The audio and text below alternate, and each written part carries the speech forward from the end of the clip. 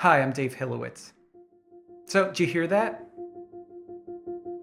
That repeated piano note is something that I've put into almost every single composition I've completed in the past few months, in one form or another. Either it's a piano note like that, or it's a synth thing.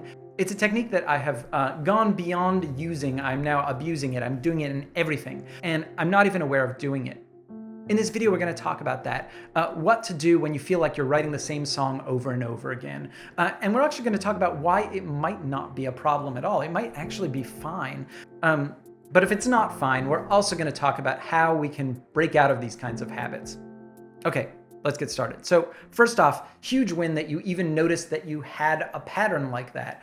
Writing music is really weird because there's this loss of perspective thing. And on one day, you're supposed to kind of like lose yourself in the process of composing. And on the very next day, you have to be completely objective and analytical and, figure out exactly what it is that was wrong with the piece that you wrote the day before. There was this animated TV show in the 90s called Home Movies. It was about this group of kids that would create these home movies on VHS camcorders. And there's this one really great episode where they watch all of their old movies. And they're watching all these movies, and they're all different genres, like, gangster movies, sci-fi movies, period romance, whatever. And they realize there's one thing that they've done in every single one of the movies, and that's they've used the phrase, "It's time to pay the price." That's like the final line of each of the movies. And it just like dawns on them that basically they're making the same movie over and over again, and that they have to stop. It's a particularly painful episode for, I think, probably anybody who makes art, because like you can relate to it so much. So yeah, being aware of patterns in your composition can be helpful if you want to actually steer yourself in a specific direction.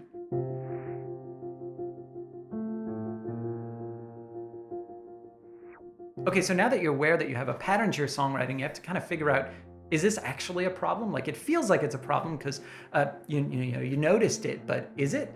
And for that, you have to kind of look at what it is that you're repeating. Is it something like the piano motif that I talked about up top, where it's really just a stylistic element? Or is it actual like fragments of melodies or chord progressions? I would suggest that if it's like melodies or chord progressions, or if it's vocal music, if it's like actual chunks of lyrics, you can plagiarize from yourself a little bit, but you probably don't want to be repeating like chunks of melody from one piece to another. But if it is a stylistic element, like you're just kind of like making the same kind of piece over and over again, you have to figure out whether or not what you're doing is just your signature style, or if it's something that really shouldn't be overused and used throughout your catalog.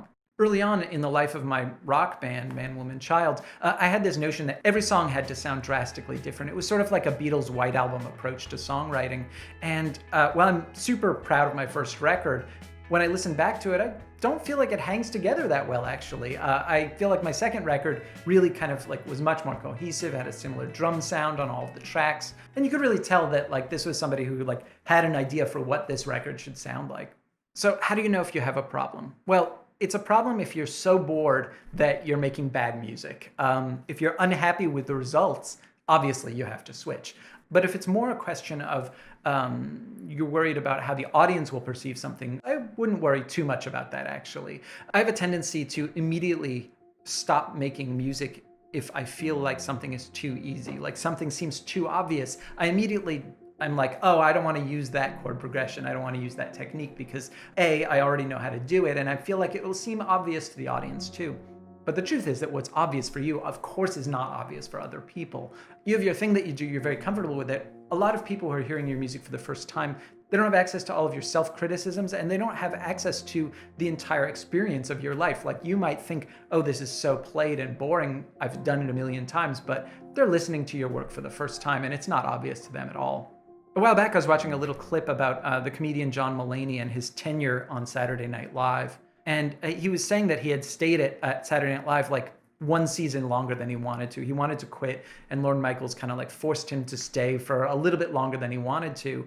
In retrospect, he was super glad that he stayed because he created a lot of solid material during that time. I think songwriting is a little bit like that. I think you want to stay a little bit longer in a genre than you really would want to. In short, you may be running from a winning formula just because you're bored. So I would say try to force yourself to make a few more pieces in a genre, even if you feel like some of the stylistic elements are overplayed.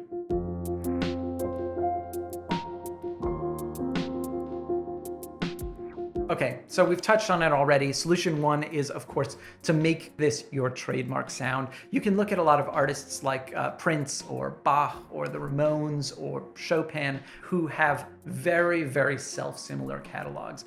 Nobody complains that all Bach fugues sound the same, but I can't always tell them apart, and you can always tell it's Bach. Similar for like the Ramones or something like that. You know, there's slight differences. There's that weird record that was produced by Phil Spector, but you know, the first 4 records, you could take almost any song off of any one of them and put it on another record and nobody would know the difference. That's not a bad thing. That's actually a great model for success. If you can stand the tedium, if you can keep producing high quality material within the genre. Solution number 2, which we've touched on also, is to set yourself a deadline. Force yourself to produce a bit more music with those same stylistic elements that you think are kind of a little bit played out, and then move on. A great way to do that is to organize your music into albums, and you can say, okay, this is the genre for this album or this EP or whatever. Another thing is you could set a date. I generally do the album thing and I'd say, okay, for this logical grouping of pieces of music, it's totally fine for me to use this. But after that point, I just have to move on. Of course, you have to actually move on. And the only way to do that is to continue to be rigorous and aware of your composition. I keep a journal where I write down little notes about almost every single piece of music I write.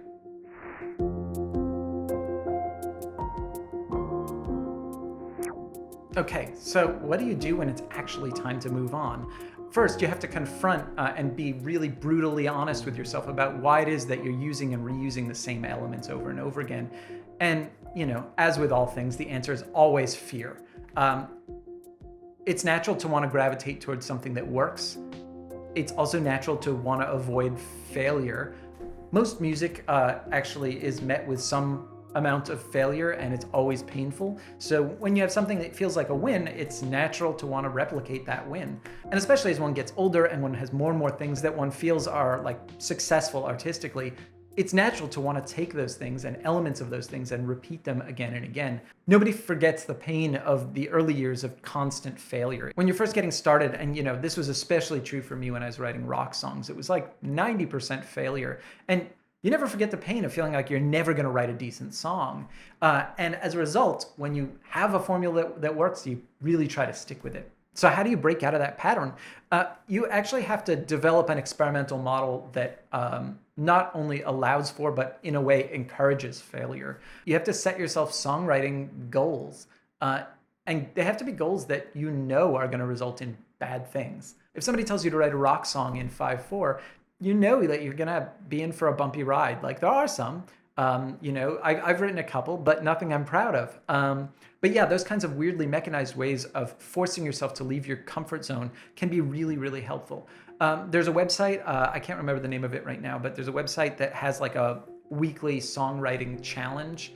It might not just be songwriting, it might be just like composition in general. I'll put a link to it below. But yeah, very, very helpful. I did the 1-month album challenge twice. Both times produced music that I would never release to the public. But both times I also felt like it was really, really helpful because the songwriter who emerged on the other side was different and changed from the experience. Another way of breaking out of your comfort zone is to force yourself to use instruments you're not that comfortable with. Or you could just have your 3-year-old make beats for you.